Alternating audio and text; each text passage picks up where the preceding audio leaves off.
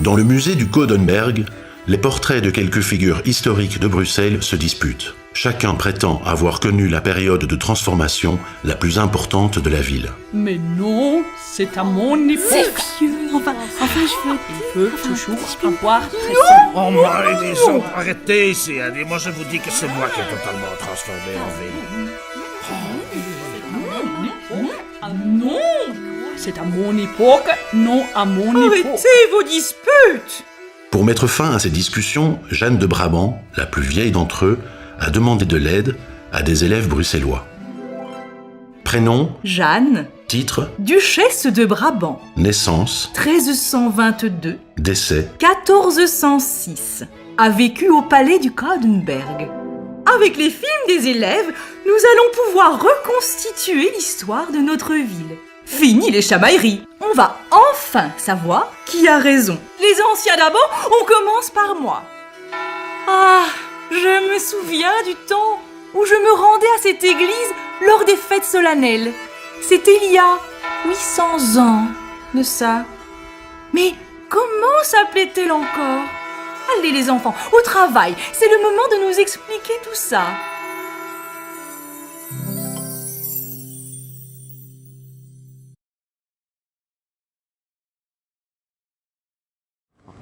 Bonjour Madame Jeanne, nous avons mené l'enquête pour vous. Regardez bien, vous allez vous souvenir de tout. Cette église est importante parce qu'au Moyen-Âge, c'était l'église principale du duché de Brabant, dont le territoire comprenait plusieurs provinces belges d'aujourd'hui. Dans Bruxelles, il y avait plusieurs petites zones d'habitation avec des petits ensembles de maisons en bois. Une se trouvait sur la colline de Treurenberg. L'enceinte comportait 7 portes, ni plus ni moins, dont une seule se trouvait juste derrière l'église. Autrefois, l'église était une collégiale, c'est-à-dire une église qui était dirigée par un collège, un ensemble de chanoines. En 1962, cette collégiale devient cathédrale. Une cathédrale est une église qui contient un cathèdre, c'est-à-dire le siège d'un évêque. Un évêque est un prêtre très important. Je vais vous présenter Saint Michel. Dans la Bible, Michel est un archange, c'est-à-dire un ange spécial, plus important que les autres. La sculpture que vous voyez est Saint Michel. On peut voir qu'il a une épée en main et qu'il terrasse un diable couché à ses pieds. Saint Michel symbolise la victoire du bien contre le mal. Le lien entre Sainte Gudule et l'église, c'est qu'elle guérissait des maladies. Selon la légende, à la tombée de la nuit, Sainte Gudule se rendait à l'église en passant par la forêt. Elle avait une lanterne en main et un diable est venu souffler dans sa bougie. Et puis un ange est venu la rallumer. Le lien entre Michel, Gudule et Bruxelles, c'est que ces deux saints sont les protecteurs de la ville. Au IIe siècle, l'église a un style roman, c'est-à-dire qu'elle était plus petite et basse comparée à l'église gothique. Elle avait des murs épais et des fenêtres en plein cintre, c'est-à-dire qui sont arrondis au bout. La construction de l'église gothique a duré 250 ans et c'était entre le XIIIe et le XVIe siècle.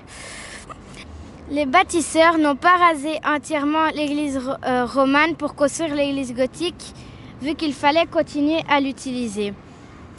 Les bâtisseurs ont commencé par construire le nouveau chœur autour de l'ancien et ils ont petit à petit démoli l'ancienne église tout en construisant la nouvelle.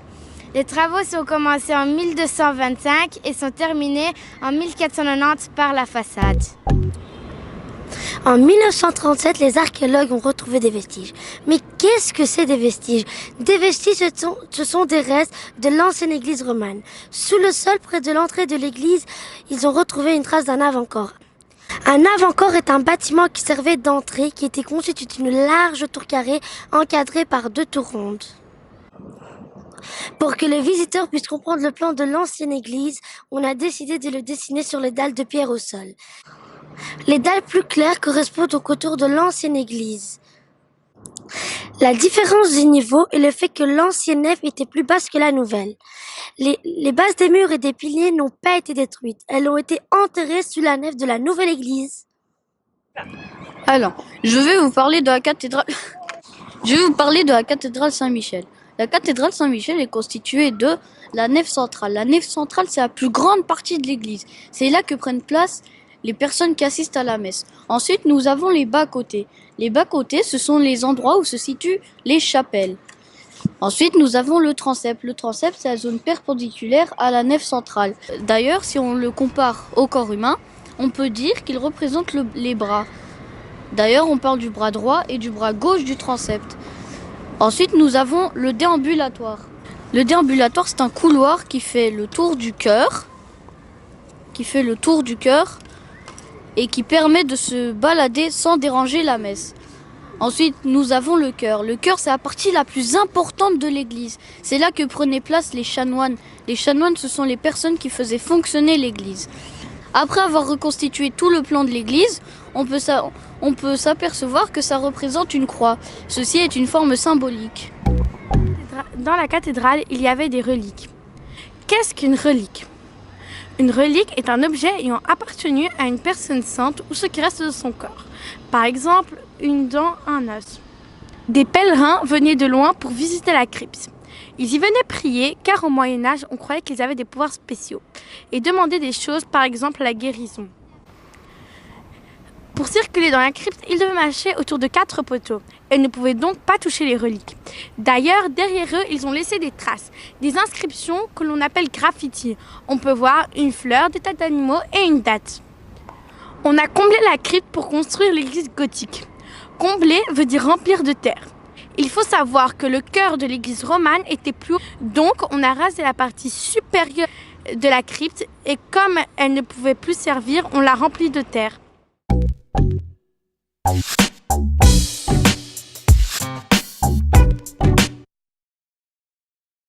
L'architecture gothique s'est développée entre le XIIe et le XVIe siècle. L'art gothique est un art religieux. Pour les chrétiens du Moyen-Âge, Dieu est en haut et il est aussi de lumière. Alors pour refléter ces croyances, ils ont construit de hautes églises afin d'aider l'homme à se rapprocher de leur Dieu, avec des grandes fenêtres pour faire rentrer beaucoup de sa lumière. Les bâtisseurs des églises gothiques vont réussir à construire très haut avec des très grandes fenêtres grâce à 3 inventions très importantes. La première invention, c'est les arcs brisés. Les arcs brisés permettent d'ouvrir de très grandes fenêtres. Grâce à ces arcs, il y a moins de pression, donc on peut ouvrir de plus grandes fenêtres avec des murs plus fins. La deuxième invention, c'est les croisées d'ogives. Les croisées d'ogives sont 4 espèces de boudins placés sur la voûte. Ici, elles se croisent et vont vers les 4 coins. Elles permettent de répartir le poids vers les 4 coins. Ce n'est donc pas tout un mur qui supporte son poids, mais bien 4 piliers. Mais pour faire tenir des bâtiments aussi hauts, elle aura besoin de l'aide de la troisième invention. La troisième invention, c'est les arcs-boutants. Les arcs-boutants sont une sorte de renfort extérieur. Elles viennent repousser les poussées de la voûte, mais elles servent également de gouttière. On reconnaît le gothique par 4 caractéristiques. La première caractéristique, c'est la verticalité. C'est ces grandes fenêtres en arc brisé, dont le découpage fait penser à de la dentelle ou à des flammes. La troisième caractéristique, c'est ces parois finement sculptées de trous. On dit que c'est ajouré car on voit le jour à travers. La quatrième caractéristique, c'est ces sculptures très travaillées comme des feuilles de chou, de petits personnages. Des centaines de petits détails sculptés extrêmement finement. Le gothique a évolué à travers le siècle. Voici les 5 principes de l'évolution. Toujours plus haut, toujours plus léger, toujours plus fin, toujours plus compliqué, toujours plus ajouré. L'ensemble de l'église a été réalisé en pierre calcaire. Cette pierre est de couleur beige. Elle est assez fragile car quand on la touche, elle s'effrite. Au Moyen-Âge, la pierre venait de la Carrière, située non loin de Bruxelles. À la Carrière, de gros blocs de pierre y étaient taillés pour éviter de transporter trop de poids superflu. Sur le chantier de l'église, les sculptures les plus fragiles y étaient réalisées. Sur la surface de ces pierres, on peut y apercevoir des stries. Ces stries, ce sont les traces laissées par les outils d'un tailleur de pierre du XIIe siècle. Il faut savoir que 2 personnes ont travaillé pour cette pierre, l'une pour les blocs et l'autre pour les sculptures en relief. Il faut savoir qu'à l'époque du gothique, la majorité des églises étaient peintes, parfois à l'extérieur, mais toujours, je dis bien toujours à l'intérieur. À l'époque, Tout était très coloré. Les murs et les voûtes étaient peints de motifs fleuris ou de scènes de la Bible. Dans les églises du gothique, le vitrail a une grande place, car il apporte une atmosphère colorée qui a un côté magique. Le vitrail au Moyen-Âge sert à 3 choses. À décorer, à raconter l'histoire religieuse et à transformer la lumière. Dans cette église, on retrouve le vitrail du Jugement dernier. Ce Jugement dernier raconte que en haut c'est le paradis et en bas l'enfer que l'on reconnaît à ses flammes. Au centre, nous pouvons voir une balance qui sert à peser l'âme des gens. Ce genre de scène était là pour faire peur, pour inciter la population à se comporter en suivant les règles religieuses. On reconnaît une sculpture baroque au mouvement du corps, les bras ouverts ou pliés, les hanches de côte et les jambes de l'autre, mais aussi au mouvement et au pli de leurs vêtements. Ces personnages ont des positions exagérées. Ces sculptures comportent aussi des courbes, des contre-courbes, des enroulements, des coquilles et des petits anges.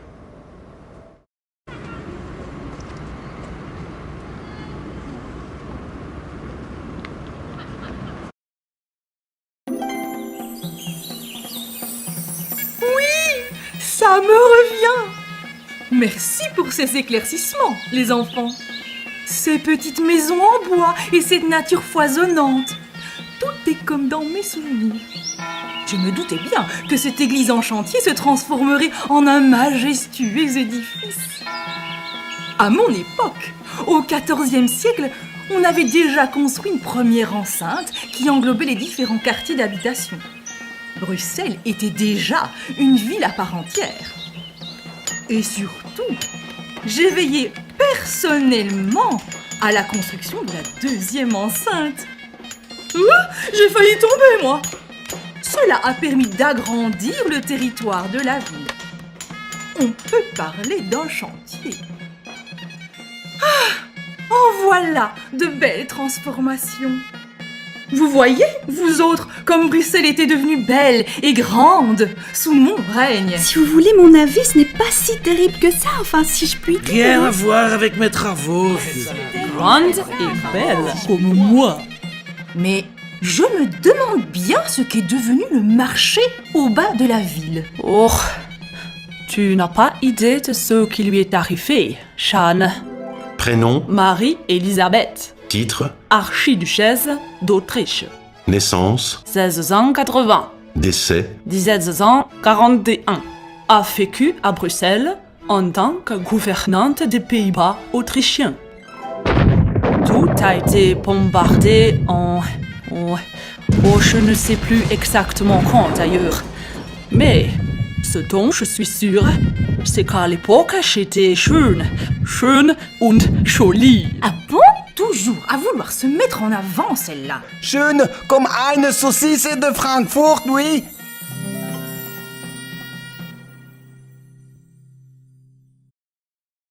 Bonjour Marie-Elisabeth, vous allez bien depuis l'autre fois? Savez-vous pourquoi de nombreux visiteurs visitent la Grande Place? Non, sachez que la Grande Place est un lieu qui est connu dans le monde entier.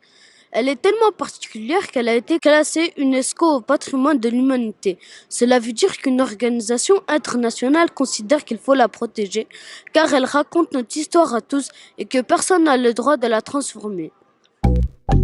Bruxelles est née vers l'an 1000. À l'époque, ce n'est pas encore une ville. Il y avait quelques zones d'habitation, des petits groupements de maisons en bois. La place apparaît au XIIe siècle. Elle s'appelle alors le marché bas. Les commerçants, les artisans, les cultiveurs viennent vendre leurs produits ici. La plupart des maisons autour de la Grande Place au Moyen-Âge étaient réalisées avec plusieurs matériaux. Les façades en bois, les murs entre les maisons sont en briques ou en pierre. Elles sont hautes et étroites et se terminent par une forme triangulaire qui s'appelle le pignon. Au XIVe siècle, Bruxelles est devenue la capitale du duché de Brabant. C'est une ville importante. La personne responsable de la ville s'appelle un bourgmestre. L'hôtel de ville a été construit pour représenter le pouvoir et la richesse de la ville. C'est en 1402 qu'on entame la construction de l'hôtel de ville. L'architecte construit une première aile. L'aile gauche actuelle est une tour peu élevée. À droite, il y a 2 petites maisons. En 1444, les travaux reprennent. On démolit les maisons à droite de l'hôtel de ville pour l'agrandir. On construit l'aile droite, mais qui est plus petite que celle de gauche, car il n'y a pas assez de place pour construire une aile de même dimension. Cet agrandissement a été réalisé parce que les Bruxellois étaient jaloux de l'hôtel de ville de Leuven. Pour terminer, en 1455, la partie supérieure de la tour est ajoutée. Une tour beaucoup plus haute. Mais pourquoi une tour beaucoup plus haute? Parce qu'une tour se voit de loin et se voit d'en bas. La tour représente le symbole du pouvoir de ce qui est important. Qu'est-ce que j'entends? Des carabistouilles. On entend souvent des carabistouilles. On raconte que l'architecte est monté tout en haut de la tour et qu'il a découvert que l'hôtel de ville n'était pas symétrique. Du coup, on dit qu'il s'est jeté du haut de la tour, mais bien sûr, ce n'est pas vrai. Ce nouvel hôtel de ville est l'un des monuments les plus importants de Bruxelles, car c'est à cet endroit que les échevins dirigent la ville et prennent des décisions. Au Moyen-Âge, la ville est dirigée par un bourgmestre et des échevins, et se réunit dans des petites maisons qui seront remplacées au XVe siècle par l'hôtel de ville. La grande place était le lieu de réunion du pouvoir communal.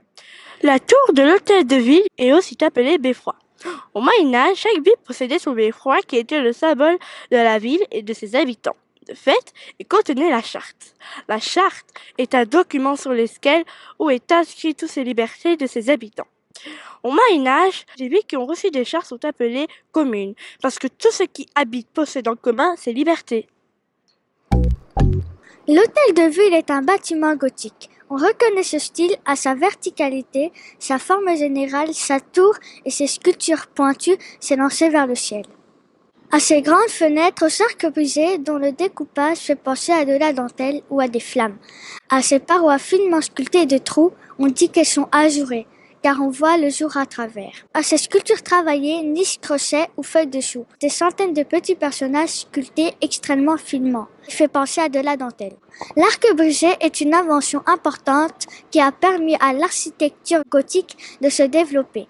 L'arc dirige le poids du mur davantage vers le bas, donc la zone qui porte ce poids peut être plus étroite, les murs peuvent être plus minces et les fenêtres plus grandes.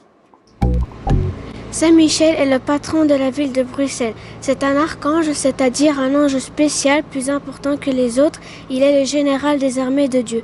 Tout en haut de la tour de l'hôtel de ville, Saint-Michel sert de girouette que le vent fait tourner. Au Moyen-Âge, on pensait que le vent amenait les maladies. De ce fait, on l'a placé là pour protéger la ville contre les maladies. Les chapiteaux qui surmontent les colonnes de l'aile droite racontent des histoires. Ils rappellent le nom des maisons qui ont été démolies pour construire cette partie de l'hôtel de ville. En effet, on peut voir des moines en train de boire. Dans les niches de la façade, on y voit les statues de personnages importants du Moyen-Âge et du début des temps modernes. Attention, à l'origine, il n'y en avait pas. Elles ont été ajoutées dans la deuxième moitié du XIXe siècle, donc elles ne datent pas du Moyen-Âge.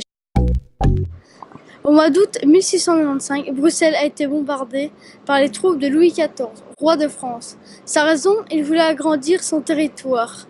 Les canons se sont installés sur les hauteurs de Molenbeek, qui était autrefois un petit village extérieur de la ville. Ils visent la tour de l'hôtel de ville, car on la voyait bien de loin. Les canons ou mortiers tirent des grosses boulets de canon. C'est de grosses boules d'acier qu'on plaçait dans le feu. Ainsi, ils devenaient rouges de chaleur. On dit tirer à boulet rouge. Les maisons de la Grande Place étaient principalement faites en bois, donc facilement inflammables. L'incendie se propage de maison en maison. Ça a duré 2 jours et 3 nuits. De 4 à 5 000 maisons sont incendiées. Un tiers de la ville de Bruxelles est détruite. La Grande Place est pratiquement totalement en ruine. Il ne reste que plus que l'hôtel de ville et quelques murs de la maison du roi tiennent encore debout, car ils étaient réalisés en pierre, un matériau qui résiste bien au feu.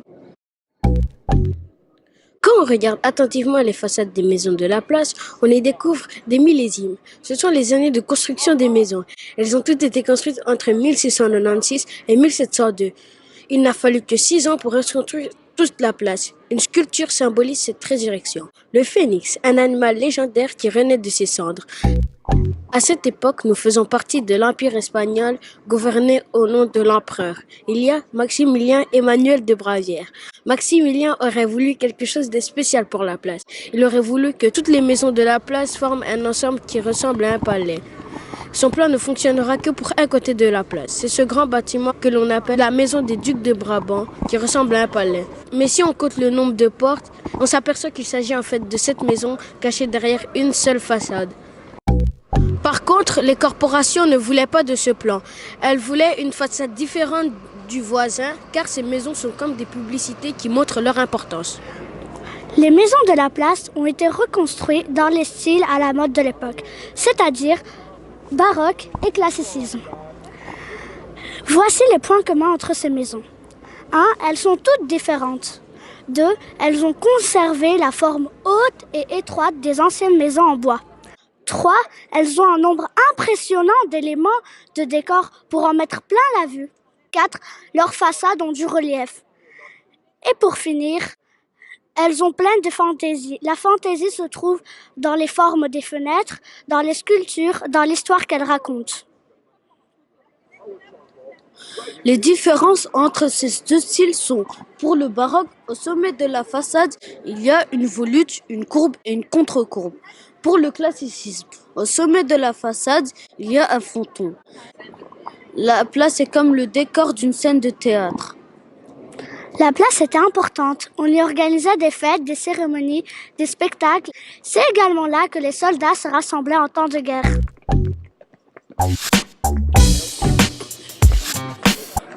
La majorité des maisons de la Grande Place appartenaient à des corporations appelées aussi métiers. Il faut savoir qu'une corporation au Moyen-Âge, c'est une association de personnes qui pratiquent le même métier. Par exemple, la corporation des boulangers ou des brasseurs, etc. Il faut savoir qu'à cette époque, les travailleurs étaient souvent pauvres et leur vie était rude. C'est pour cela que les personnes de même métier se sont rassemblées et pour se protéger car ensemble ils étaient plus forts. En 1695, ces associations sont devenues plus puissantes et riches. Le fait d'avoir un lieu de réunion, la Grande Place, l'un des endroits les plus importants de Bruxelles, leur permet de montrer leur importance. Avant le 19e siècle, les maisons ne portaient pas de numéro. Alors pour les identifier, on leur donnait un nom. Et puisque peu de gens savaient lire, on ne l'inscrivait pas, mais ils étaient représentés par une sculpture ou une peinture. Par exemple, le signe, situé au-dessus de la porte, représente la corporation des brasseurs, les fabricants de la bière. Elle permettait de savoir quelle corporation se réunissait là. Elle représente leur métier. Par exemple, le moulin à vent représente la maison des meuniers, et le haut de la maison qu'on appelle le corner représente l'arrière d'un bateau. Au 19e siècle, la place connaît de grands travaux. On parle de restauration. Aujourd'hui, restaurer veut dire conserver tout ce qui est ancien et rendre au bâtiment l'aspect qu'il avait à l'origine. On ajoute 300 statues à la façade de l'hôtel de ville, qui n'étaient pas là avant, mais qui semblent être anciennes. À l'intérieur de l'hôtel de ville, il y a aussi de grands travaux. L'ancienne salle d'assemblée devient la salle gothique, une salle de réception. Rappelez-vous, le gothique est le style de l'extérieur de l'hôtel de ville, un style du Moyen-Âge. Au 19e siècle, ce style plaît à nouveau, donc on va en mettre partout. Nous allons plus l'appeler gothique, mais donc on va l'appeler néo-gothique, nouveau gothique. Voici quelques éléments du néo-gothique. Arc brisé, forme trilobée ou quadrilobée, constitué de 3 ou 4 parties, et des sculptures très fines, détaillées comme des chiquetés. Cette tapisserie représente la corporation des peintres. On reconnaît la palette du peintre. Et ici, des arbalètes triées.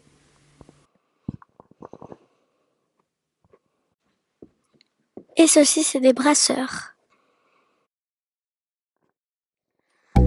Autrefois, la salle des mariages était l'ancienne salle de tribunal.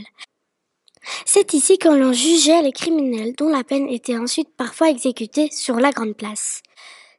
Lors des transformations, au 19e siècle, on lui donne une fonction beaucoup plus heureuse. Elle devient la salle des mariages.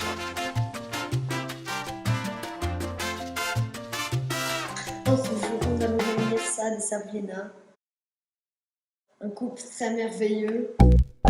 Le balcon de l'hôtel de ville est situé au premier étage à gauche de la tour.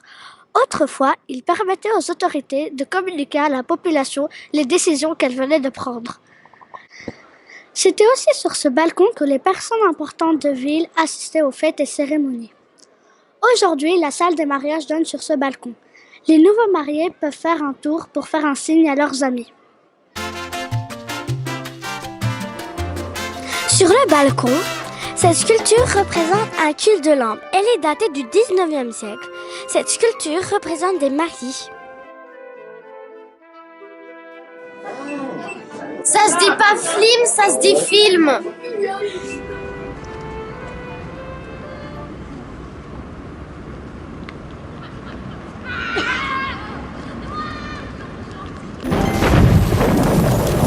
Ce bombardement a dû être terrible. Si je peux dire quelque chose, je trouve que c'est un sacré bon boulot. Oh bon? De quoi elle parle celle-là? C'est ruine peut-être? Oui, ça, c'est vraiment laid. Si je peux me permettre? Nom et prénom. Demelemester, Denise. Profession. Secrétaire. Naissance. 1936. Décès. 2014. A travaillé pour la compagnie aérienne Sabena dans un immeuble le long de la jonction Nord-Midi. Si je peux me permettre, reconstruire toutes ces maisons en ruine, quel chantier! Toutes ces sculptures, ces volutes, ces dorures. Et puis toutes ces maisons sont différentes. On voit bien que chaque propriétaire voulait faire son stuffer, se montrer plus important que les autres. Enfin, si je peux m'exprimer ainsi. Mais moi aussi, j'ai vécu un incendie. Celui de mon palais, là-haut, sur le Kadenberg, en 1731, pendant une nuit d'hiver glaciale. Et je peux vous le garantir, c'est cet incendie qui va déclencher les plus grandes transformations de Bruxelles. J'aimerais d'ailleurs bien savoir comment ils s'y ont pris pour transformer toutes ces ruines après moi. Car mon successeur ne veut pas prendre le temps de m'expliquer. Il dit qu'il a d'autres choses plus importantes à faire. Mais moi, je sais bien qu'il est en train de jouer aux cartes. Nom et prénom. Charles Alexandre de Lorraine. Fonction. Gouverneur général des Pays-Bas autrichiens. Naissance. 1712. Décès. 1780. C'est en son honneur que l'on entama les travaux de la place royale.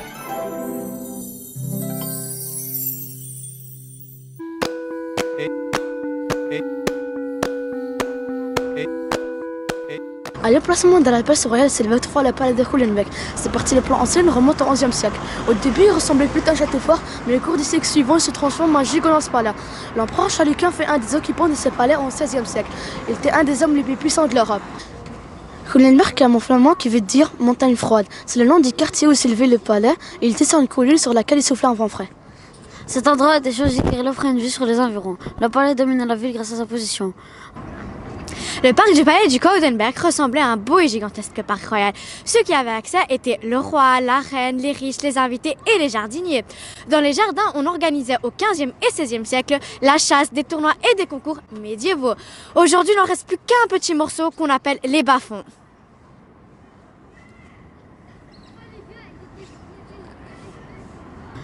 La dernière personne importante qui vivait là-bas était Marie-Elisabeth d'Autriche.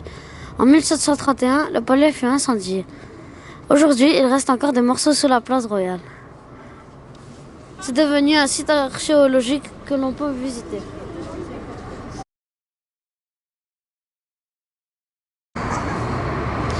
La place royale a été emménagée à partir de 1775 à l'emplacement des ruines du palais des Kaudenberg. Cette place est symétrique. C'est comme si on avait placé un miroir coupant la place en deux. Tous les bâtiments sont identiques. Ils ont la même taille, la même couleur, mais aussi la même forme. Tout ce qui est grec ou romain est à la mode dans la deuxième moitié du XVIIIe siècle. En effet, on retrouve sur l'église Saint-Jacques les mêmes éléments que sur un temple antique. Un fronton, des colonnes qui forment un péristyle. Cette place a été construite pour mettre en valeur la statue de Charles de Lorraine. Cet homme est quelqu'un qui dirigeait notre pays à la deuxième moitié du XVIIIe siècle. Sur la place royale, tous les pavillons se ressemblent. Ils sont de même couleur, claire, pour faire ressortir la statue.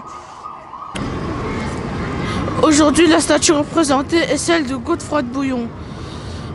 Au XIXe siècle, on le considérait comme un véritable héros car il avait accompli beaucoup d'actes de bravoure. Au galop! Sur la place royale, au XIXe siècle, on pouvait y rencontrer les gens les plus riches quand ils se donnaient rendez-vous. À la fin du XIXe siècle, on pouvait y rencontrer des touristes car Léopold II y avait installé un premier musée appelé les Beaux-Arts. D'autres musées seront installés, comme par exemple le musée de l'histoire de Belgique.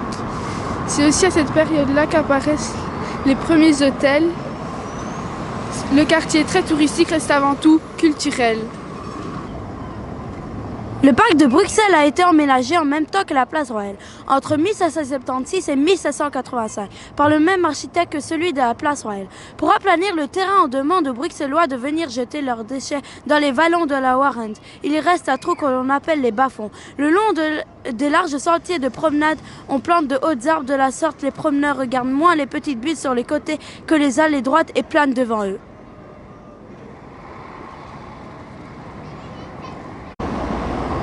À la fin du XVIIIe siècle, on décide d'ouvrir au public des jardins où était autrefois le palais du Coudenberg. Dès l'origine, il y a un règlement très strict qui est établi, car on voulait le calme pour les promeneurs. Dans les guérites, les gardiens surveillaient le parc. C'est le début de la promenade. Les riches commençaient à se faire beau pour se promener.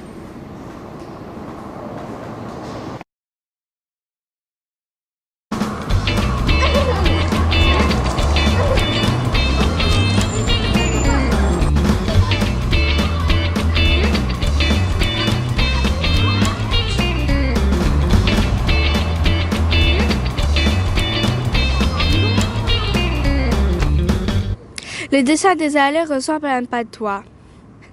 Le parc est traversé par son centre, par une grande allée qui aboutit à une fontaine ronde. De cette fontaine prennent deux autres allées en diagonale. Elles vont rejoindre les angles du rectangle et forment donc un dessin symétrique. L'ordre et la géométrie règnent donc dans le parc. On peut même voir la statue de la place royale depuis la fontaine.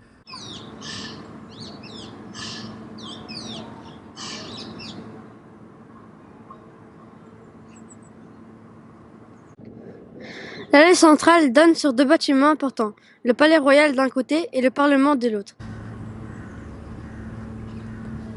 Des perspectives sont créées, elles permettent aux promeneurs une vue vers la ville. La ville est donc reliée visuellement au parc.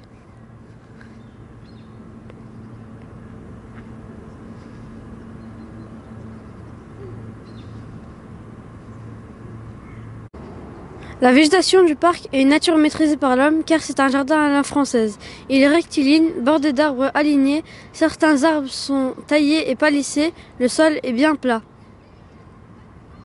Dès 1782, c'est-à-dire dès l'ouverture du parc, on ajoute des statues pour représenter des empereurs romains et des dieux grecs.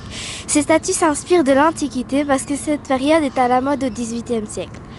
La présence de nombreuses statues font du parc royal une sorte de musée à ciel ouvert, car c'est le seul endroit où le public peut admirer des statues gratuitement.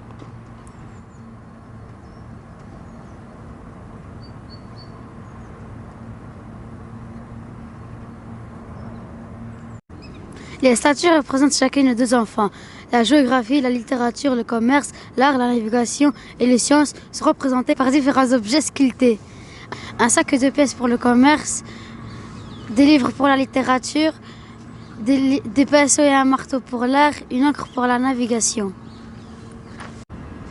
Au XIXe siècle, la musique accompagne toutes les cérémonies. Le public aimait se réunir en plein air pour écouter de la musique. On a d'ailleurs construit un kiosque de la musique au milieu du parc. Les gens s'installaient sur des bancs devant le kiosque et profitaient du spectacle.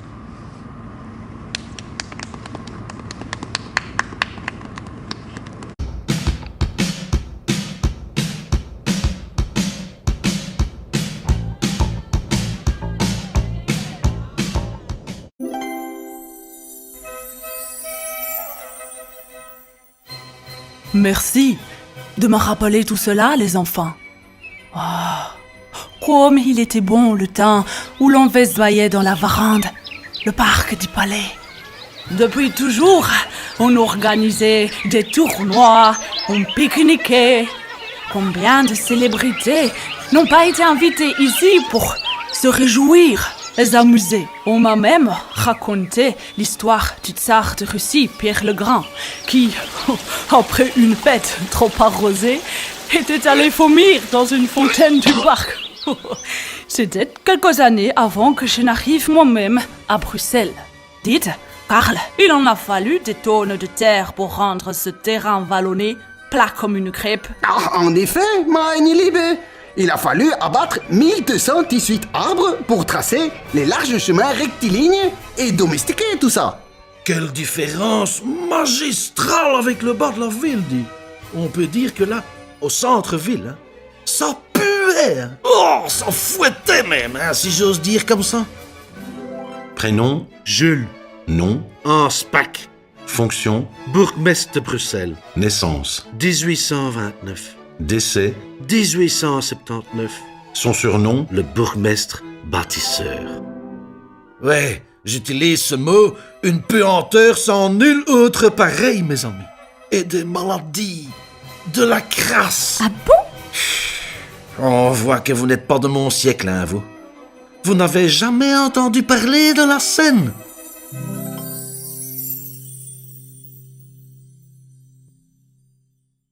Ici, en plein centre de Bruxelles, à l'emplacement de la Bourse, coulait autrefois la Seine.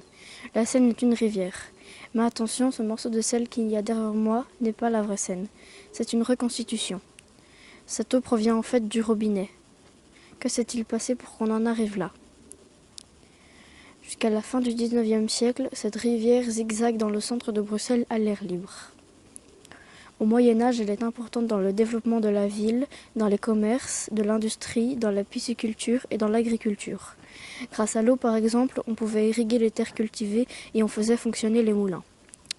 Pendant le 19e siècle, de plus en plus d'ouvriers et leurs familles sont venus s'installer au bord de la Seine, multipliant le nombre d'habitations à côté de celle-ci.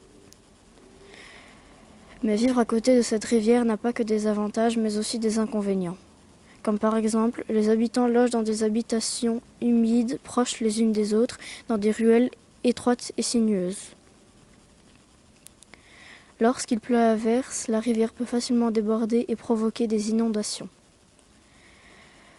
Elle contient aussi beaucoup de bactéries provoquant de nombreuses maladies, car à la fin du 19e siècle, la rivière est devenue une sorte d'égout à ciel ouvert. On y trouvait toutes sortes d'objets jetés par ces personnes irrespectueuses de l'environnement. En 1865, les autorités de Bruxelles décident de recouvrir la Seine. Cette fameuse rivière qui contourne le centre de Bruxelles à l'emplacement de la Bourse.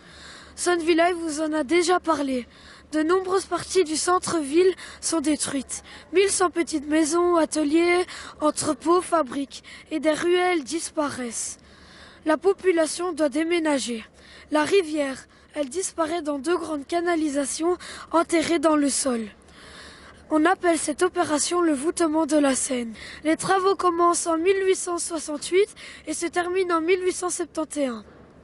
On construit aussi 2 petits tuyaux destinés à récolter l'eau des égouts. Actuellement, la Seine coule dans un grand tunnel qui contourne le centre-ville. Les 2 petits tuyaux servent toujours de collecteurs d'égouts et les 2 grandes comme bassin d'orage. Comme mon camarade Pablo vous l'a expliqué, en 1865, les autorités décident d'enterrer la rivière qui coule au centre de Bruxelles, la Seine. À la place de celle-ci, des boulevards centraux sont aménagés qui portent différents noms. Il s'agit des boulevards Lemonnier, Adolphe Max, Émile Jacquemin et le long de la Bourse, le boulevard Anspach. Jules Anspach, qui a été bourgmestre de Bruxelles à cette époque, est à l'origine de ces travaux. C'est lui qui inaugure les nouveaux boulevards en 1871. Il souhaite voir des immeubles construits comme à Paris par le baron Haussmann. L'architecte Haussmann qui a démoli des quartiers entiers quelques années auparavant.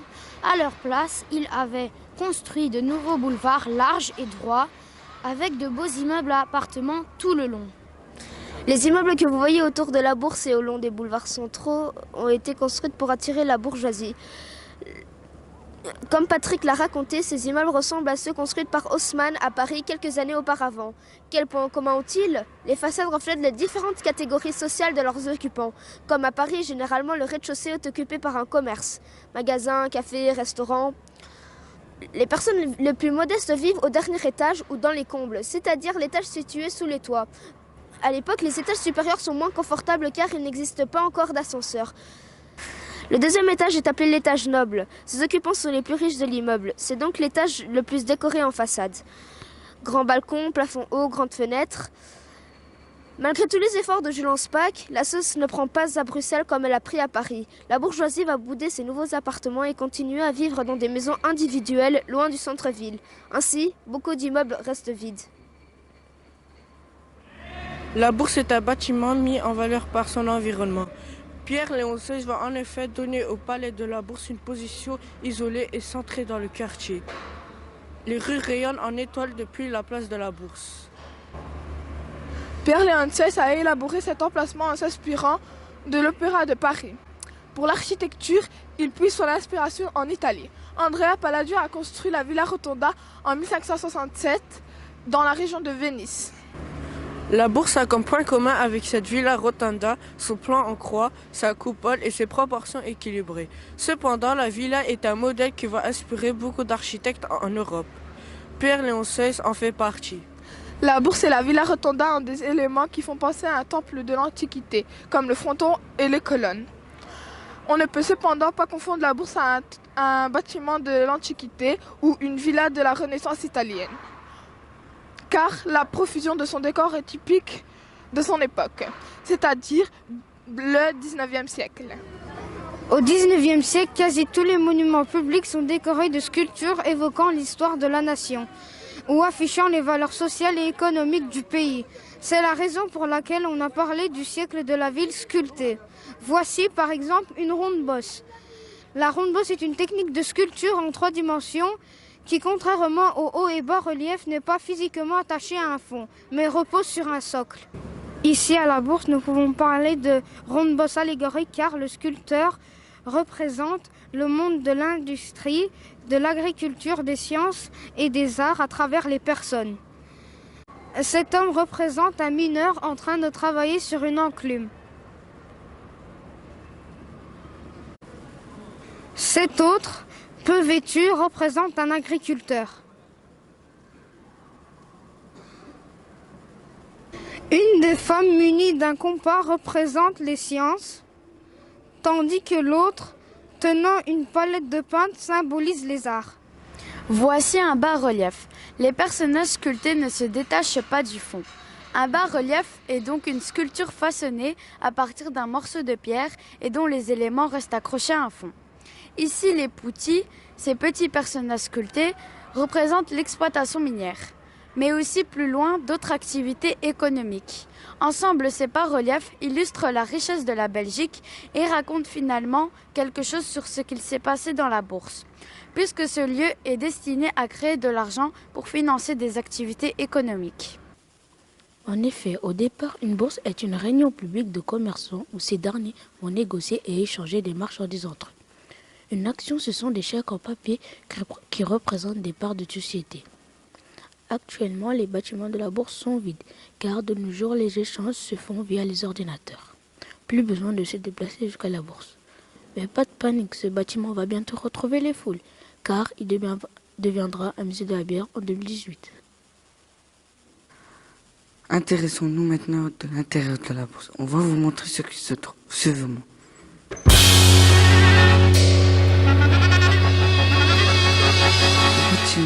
Ce bâtiment met en valeur sa coupole qui se trouve au centre de ce grand espace.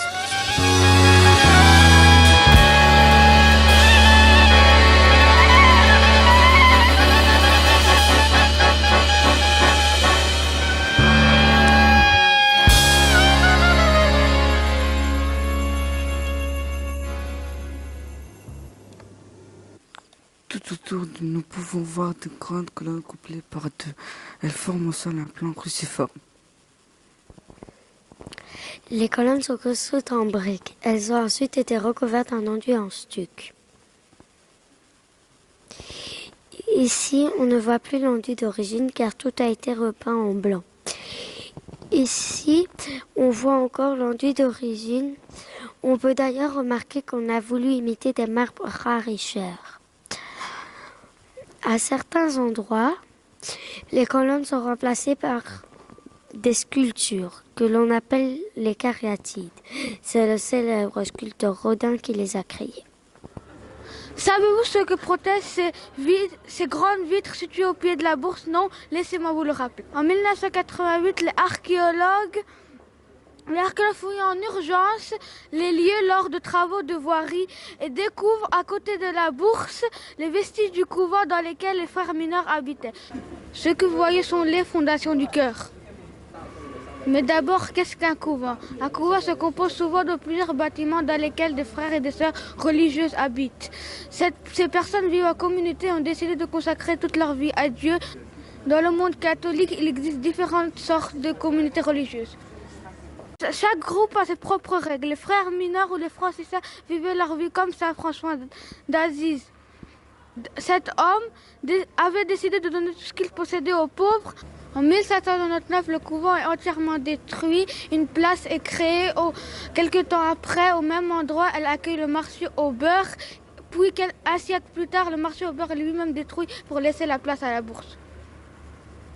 Voici le café Sirio, l'un des nombreux cafés chics qui se retrouvent sur les boulevards et autour de la bourse. Ashkan l'a évoqué pour vous. Jules Ansbach souhaitait de beaux bâtiments et ce genre de commerce pour attirer des gens riches au centre-ville. Au XIXe siècle, les femmes de la bourgeoisie ne travaillent pas. Après avoir fait une belle promenade sur les boulevards centraux, elles aiment s'asseoir en compagnie d'amis à une terrasse et se pavaner, c'est-à-dire se montrer. À l'époque, les bourgeois viennent au café Sirio et demandent un demi-moitié. Le demi-moitié est du vin blanc avec du mousseux. Les malchanceux à la bourse en demandaient pour faire croire qu'ils buvaient du champagne sans débourser trop d'argent.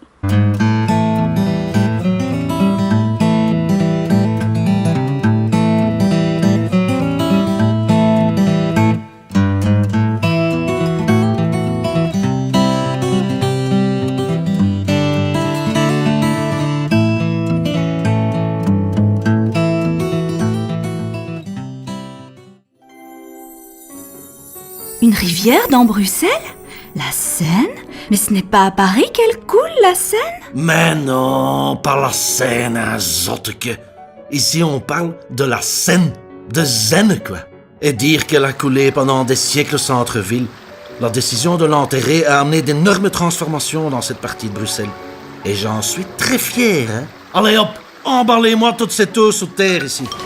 Place au large boulevard, bordé de beaux immeubles à appartements, comme à Paris.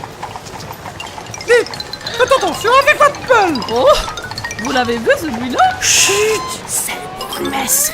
Il est un peu bizarre. Malheureusement, les bourgeois de l'époque, ils n'ont pas apprécié la modernité de ce mode de vie à sa juste valeur. Ils ont préféré de continuer à acheter des petites maisons mitoyennes plutôt que d'investir dans mes beaux appartements de luxe. Vous avez... Que dis-tu? Chassé tous les ouvriers qui travaillaient là? Nom? Larmance. Larmance. Prénom? Eugène. Eugène. Profession? Peintre. Peintre. Sujet de prédilection? Pauvres et ouvriers. Les pauvres et les ouvriers. Naissance? 1864. 1864. Décès? 1940. 1940. Frappé par une méningite dans son enfance, il perd presque l'ouïe et la parole. Vous avez chassé tous les ouvriers? Bah oui, bien sûr, hein. Il a fallu chasser beaucoup d'ouvriers de leur logement pour construire tout ça. Et les industries ont dû fermer ou déménager plus loin, du côté de Molenbeek ou d'Anderlecht. Et cela a mené à des révoltes. Mais c'était pour la bonne cause. Il est vrai que tu les as bien connus, toi, ces quartiers industriels le long des canals. Oui.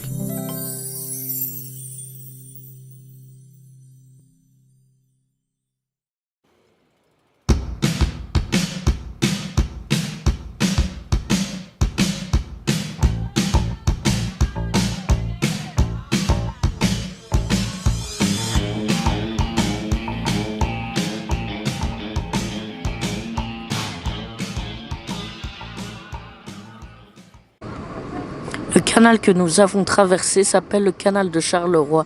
Il va jusqu'à Charleroi et se trouve à la frontière entre Bruxelles et Molenbeek. Il a été creusé au 19e siècle entre 1827 et 1832. À cette époque, il y avait des mines de charbon à Charleroi. Dans son prolongement coule le canal de Willebroek qui rejoint l'Escaut. Quels sont les avantages d'une rivière par rapport à un canal ? Les bateaux peuvent difficilement naviguer à cause des virages et des différentes pentes, car dans un canal, les pentes sont régulières. On peut donc naviguer plus facilement. Les bateaux qui naviguaient par le canal étaient des baquets. Ils étaient pourvus d'un mât et d'une voile pour faire avancer le bateau quand il y avait du vent. Sinon, c'est souvent le batelier ou son épouse qui tire le bateau du quai. On l'appelle le haleur. Les bateaux transportaient des tonnes de charbon et une fois arrivé à destination, le charbon est déchargé grâce à une planche entre la berge et le pont du bateau, avec une brouette. À cette époque, le charbon était très important. Il constituait la matière qui permet de faire fonctionner la machine à vapeur. Le long du canal de Bruxelles, au 19e siècle, on construit des usines. Les usines modernes étaient équipées d'une machine à vapeur. Une grande machine à charbon fait chauffer l'eau. L'eau devient alors de la vapeur qui pousse un piston. Le piston pousse alors sur une tige qui entraîne la bielle à faire tourner la courroie reliée au mat. On utilise les longues cheminées pour faire sortir la fumée. Par un système de poulies, la grande machine à charbon fait tourner les autres machines. La Petite Seine était une rivière qui coulait à Molenbeek et son eau était utilisée pour faire fonctionner les machines à vapeur, mais aussi pour d'autres métiers comme la teinturerie ou la tannerie. En 1860, l'eau de la Petite Seine est devenue très sale. Dans les années 1930, elle est remplie de terre car elle est devenue un égout à ciel ouvert. Autrefois existait une usine et cette usine s'appelait l'usine Farcy. Dans cette usine, on fabriquait des pâtes mais aussi de la farine. Pour cela, il fallait des bâtiments comme le silo à grains qui servait à stocker les grains de blé. Dans l'usine, il y avait aussi une minoterie qui servait à moudre le grain. La tour de transmission abritait la machine à vapeur. Dans une usine, il faut également un directeur pour gérer l'usine. Il habitait donc dans l'usine. Il fallait des bureaux pour le directeur et sa secrétaire, mais il fallait aussi des bureaux pour les comptables et ses aides, et ainsi que pour ceux qui prennent les commandes. Nous avons aussi des ateliers de fabrication et de conditionnement des pâtes.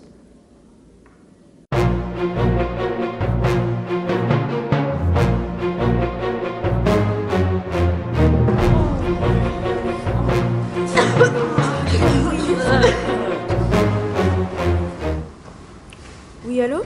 Oui, ce serait pour commander 100 kilos de farine, s'il vous plaît. C'est ton nom de qui? De Schmitt. Pour quand? Pour demain, s'il vous plaît. Pour quelle heure? Vers 14h. Ok, donc votre paquet sera prêt devant la porte. Veuillez chercher minimum vers 14h15. Ok, merci. Au revoir. Au revoir. L'entreprise a cessé ses activités dans les années 1960. La minoterie est devenue aujourd'hui un bâtiment qui abritait plusieurs associations.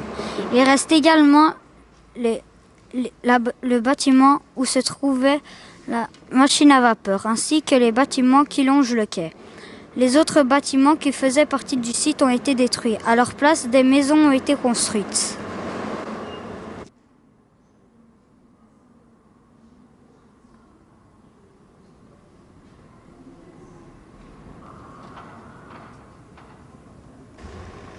Dans le bâtiment de la minoterie, on moule les graines pour faire la farine.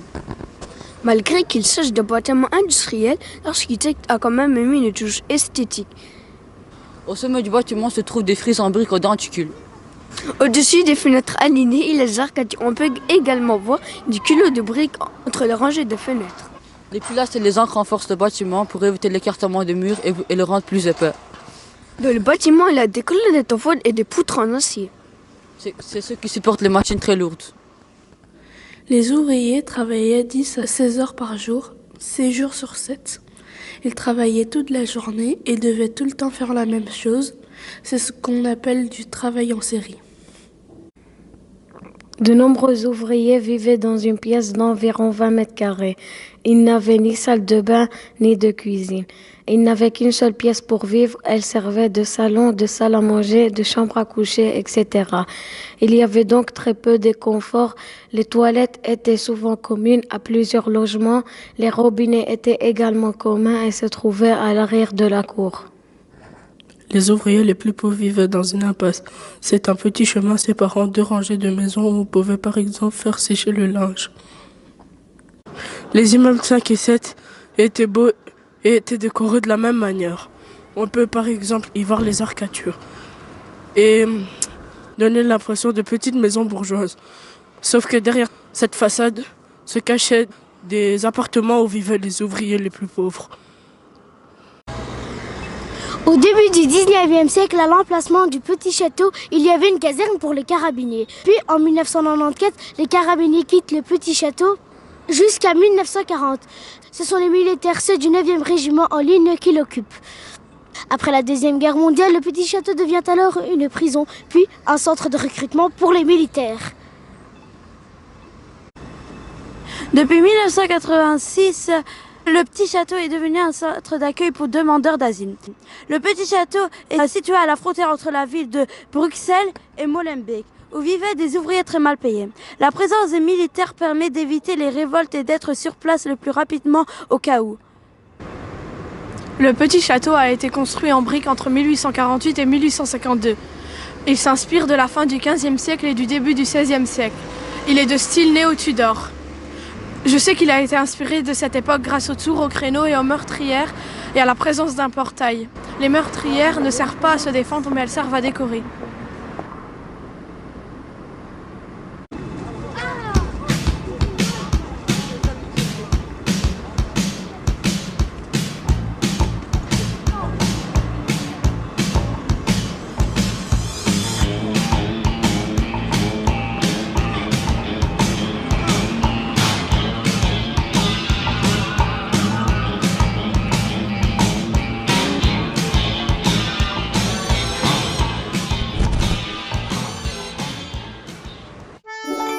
Quel travail titanesque! Ouais, pas autant que le voûtement de la Seine. Encore moins que l'aménagement du quartier royal.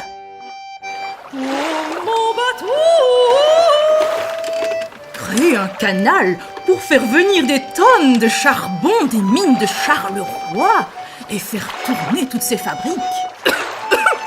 En tout cas, ça devait dégager une fameuse quantité de fumée.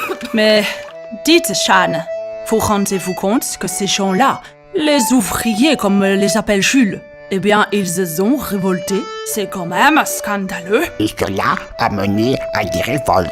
Si je peux intervenir, ils travaillaient 14 heures par jour tout de même. Et cela a mené à des révoltes. Oh, et ils ne voudraient pas non plus qu'on leur paye des congés tant qu'on y est. Sauf votre respect, enfin, si je peux dire quelque chose, c'est ce qu'ils ont réclamé. Et ils ont bien fait. Grâce à ces grèves, aujourd'hui, nous ne travaillons plus que 8 heures par jour. Nous sommes payés correctement, enfin, ça dépend qui. Et les enfants ne travaillent plus dans notre pays, si je peux me permettre. Mais alors, et que font-ils? Ils vont à l'école, tiens. Tous? Oui, tous. Même les petites gens, comme vous les appelez. Enfin, je dis ça, je dis rien. Enfin, si j'ose dire. Mais dites seulement, dites mademoiselle. Pas besoin de vous excuser tout le temps. Ah, c'est énervant la fin. En tout cas, heureusement qu'il y a eu le petit château et ses grenadiers pour surveiller tous ces ouvriers et réprimer leurs révoltes. Garde à vous! Moi, je n'aurais pas pu vivre dans ces quartiers. On était bien mieux dans le haut de la ville, entre personnes du même rang. Vous voulez parler de ces vieilles maisons croulantes en bas de la montagne de la cour, si je peux m'exprimer? Voilà. Et une fois de plus, on a tout démoli. Oui, Eugène, évidemment, on a tout démoli. Ne vous énervez pas, c'est très mauvais pour votre santé. Les enfants vont certainement en parler.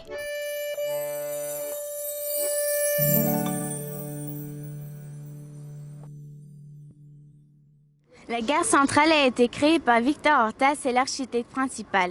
Quand il conçoit ce bâtiment, Victor Horta est soucieux d'établir un lien avec le quartier. Ainsi, l'entrée principale concave est tournée vers le bas de la ville, vers la grande place et son hôtel de ville. Doublée d'un auvent reposant sur des colonnes en béton, la courbe de la façade indique aux voyageurs qu'il s'agit de l'entrée principale du bâtiment. Cette façade courbe, ça ne vous dit pas quelque chose? La façade principale de la gare centrale en rappelle une autre conçue aussi par Horta, la façade de l'ancienne maison du peuple. La gare centrale a été inaugurée le 4 octobre 1952 en présence du roi Baudouin. Cette inauguration a lieu 5 ans après la mort de Victor Horta, premier architecte de la gare, mais aussi le créateur de l'Art Nouveau.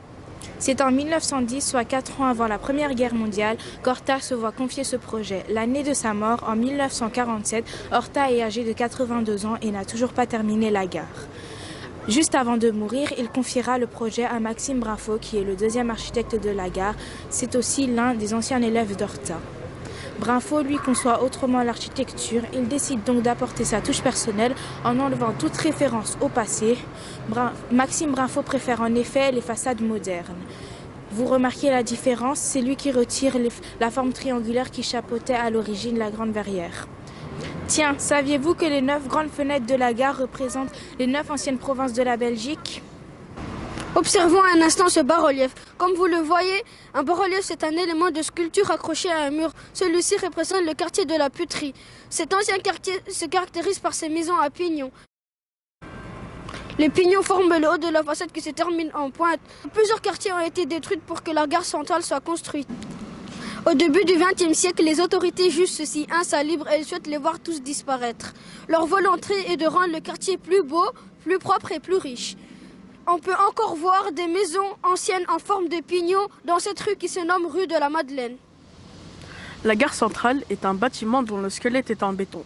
Cette structure est réalisée à partir d'une combinaison de poutres et de piliers. À l'extérieur de la gare centrale, la structure de béton est cachée par un soubassement en pierre bleue et plus haut par un parement en pierre blanche. Sur la façade, on observe plutôt des lignes et des formes géométriques simples. Leur superposition donne vraiment du relief aux façades. Ces éléments décoratifs rapprochent la gare du style Art déco. Comme Besmira vous l'a expliqué, Victor Horta était soucieux d'établir un lien avec le quartier, c'est-à-dire d'une part avec le bas de la ville et ses bâtiments historiques, d'autre part avec le haut de la ville. Si l'entrée principale concave est tournée vers le bas de la ville, c'est-à-dire vers la grande place et son hôtel de ville, l'horizontalité du bâtiment, l'alignement des baies rectangulaires rappelle en revanche l'architecture néoclassique du haut de la ville, comme par exemple sur la place Royale. Comme vous le voyez, la gare centrale se compose de 5 niveaux en surface et de 2 niveaux situés en sous-sol. À travers cette verrière, vous pouvez voir les naveteurs qui circulent au niveau -1. Les quais sont situés au niveau -2. Nous parlons donc de quais souterrains. Au milieu du 19e siècle, il y a 2 gares thermiques à Bruxelles, gare du Nord, gare du Midi. Il n'y a à cette époque pas de liaison ferroviaire. De plus, les voyageurs qui arrivent en train à Bruxelles et qui souhaitent poursuivre leur route au nord ou au sud du pays doivent se rendre à l'autre gare en traversant le centre-ville à pied, en voiture ou en tram. À partir de 1860, les autorités de la ville entament une réflexion sur la manière de relier les 2 gares. Comment les autorités vont-elles mettre en place cette jonction? Pour le savoir, écoutez Dina. Nous voici sur les quais souterrains qui sont situés au niveau -2. Les travaux de la jonction reliant les gares du Nord et du Midi ont duré de 1910 à 1952. Pour réaliser celle-ci, on décide de démolir une grande partie du vieux centre car les autorités prévoient de creuser un tunnel dans le flanc de la colline à l'auteur de l'église de la Chapelle. Au total, 1200 bâtiments disparaissent et 12 000 personnes déménagent. Jusque dans les années 1960, des locomotives à vapeur roulent en Belgique. Les puits d'aération permettaient de renouveler l'air sur les quais. Ici, à la gare centrale, il y a 3 doubles quais, donc 6 voies au total. La gare centrale compte 2 fois moins de voies que les gares du Nord et du Midi. La gare du Nord compte 12 voies et la gare du Midi 22. Le nombre de trains se rétrécit au niveau de la gare centrale, on appelle ça le goulot. Le goulot crée des embouteillages car à ces endroits, il y a moins de voies pour le même nombre de trains.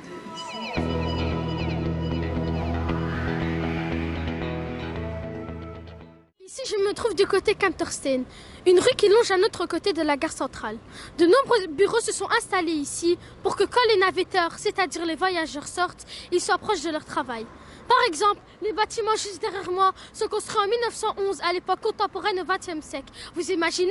Ça fait 105 ans que ces grands immeubles sont là. Dans tous ces bureaux, on trouve des employés et des fonctionnaires qui fournissent un travail administratif. Il s'agit du secteur tertiaire qui propose des services. À la différence du secteur primaire et secondaire qui, eux, traitent des matières premières et fabriquant des produits.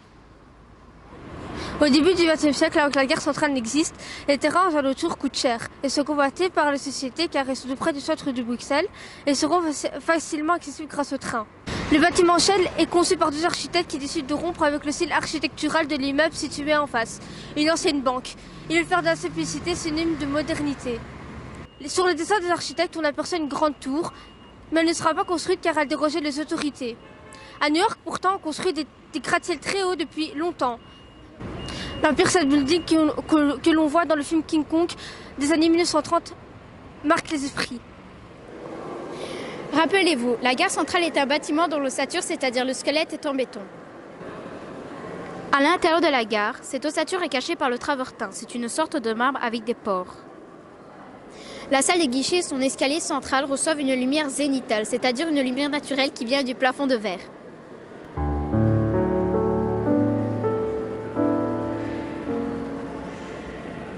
Sur le sol de la salle des guichets, 3 motifs composés avec des tiges en cuivre symbolisent les villes d'Anvers, Liège et Bruxelles.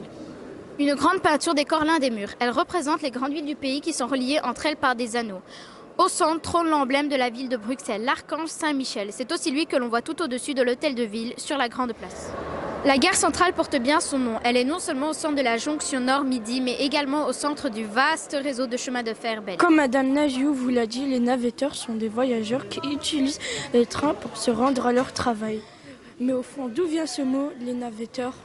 La navette est en fait un outil que utilisaient les tisserands pour faire passer les fils de l'autre côté de leur métier à tisser. Faire la navette signifie se déplacer jusqu'à un endroit et revenir au point de départ. Comme les travailleurs, souvent des campagnards, n'habitaient pas tout près de leur travail, l'État a encouragé ces travailleurs à prendre le train. En leur proposant des abonnements bon marché, ils pouvaient faire ainsi des économies. J'aimerais vous présenter un endroit spécial qu'on appelle la Loge Royale. Elle a été conçue spécialement pour la famille royale afin qu'elle puisse prendre le train sans être dérangée. Juste au-dessus de la porte, il y a le blason de la Belgique et sa devise qui est « L'union fait la force ». La poignée est en bronze. Les murs du couloir sont en marbre. La pierre est créée pour faire des motifs symétriques.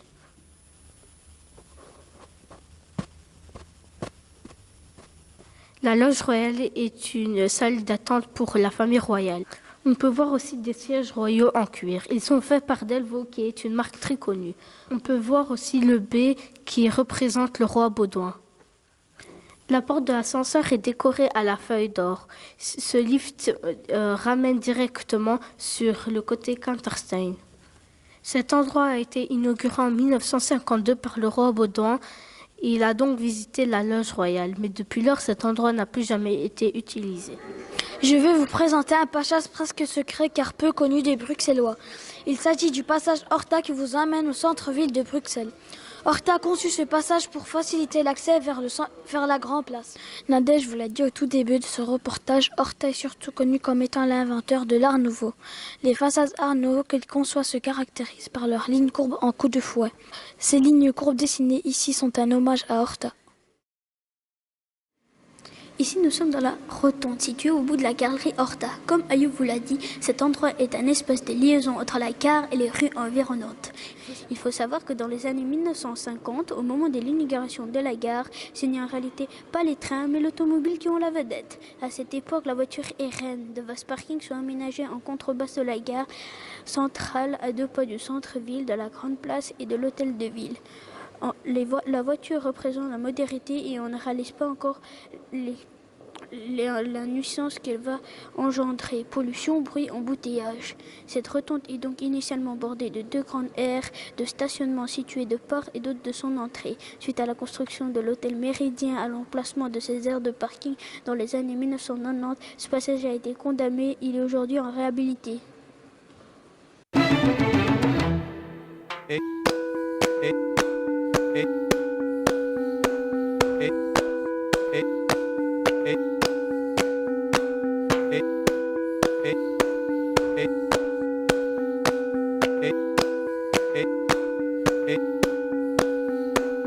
Back in the old days, tight like a fight, used to hang with the devil in the broad daylight. We had him rude, I walk unbound, till we had him roll, we're kind of falling out. Showed me the low, he showed me the down, called it the happy low down. We used to rock some tunes with a guy named Lloyd. Lloyd still got them Polaroids.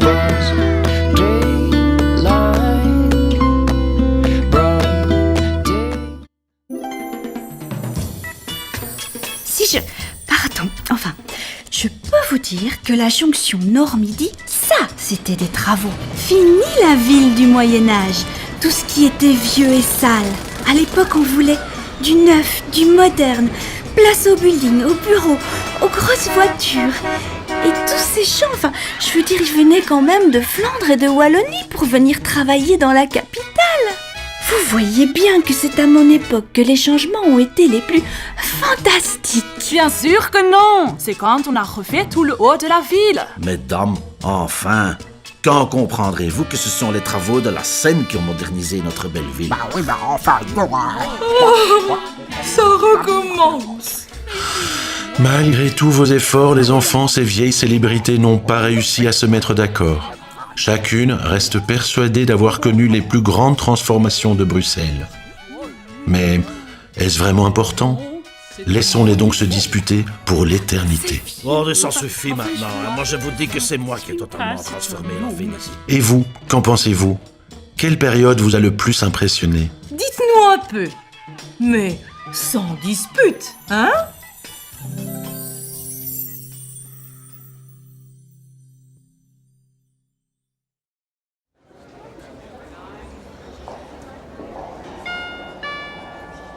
Mesdames et messieurs, le musée va fermer ses portes dans un instant.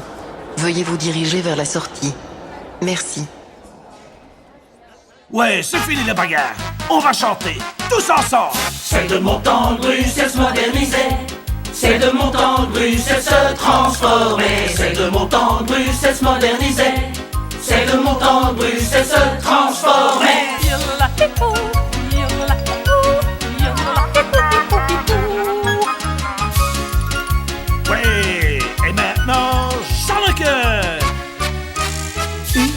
Belle collégiale et un rempart génial, des pèlerinages, même à mon grand-page.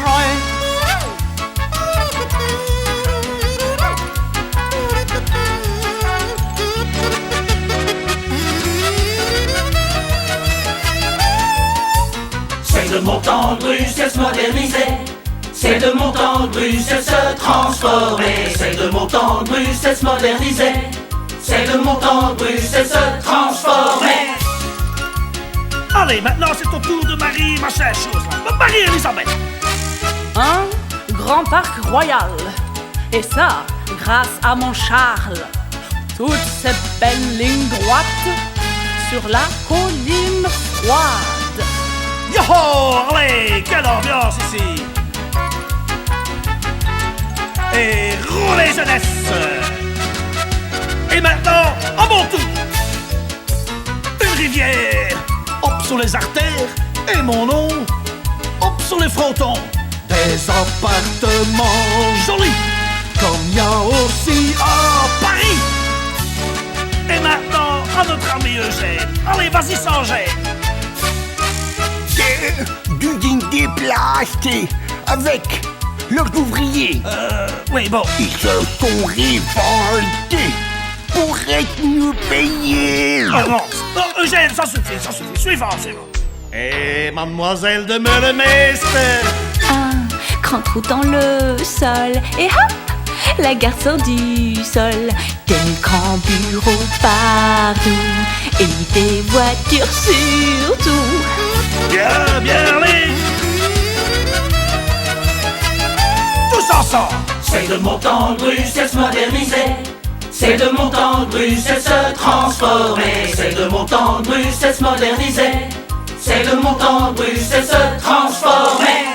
Bon, allez maintenant, à vous les enfants! Allez! Plus fort, oui! C'est de mon temps que Bruxelles se modernisait. C'est de mon temps que Bruxelles se transformait. C'est de mon temps que Bruxelles se modernisait. C'est de mon temps que Bruxelles se transformait. Plus fort! Oui, toi c'est bien. Oui, toi un peu plus fort. C'est de mon temps que Bruxelles se modernisait. C'est de mon temps que Bruxelles se transformait. C'est de mon temps que Bruxelles se modernisait. C'est de mon temps que Bruxelles se transformait.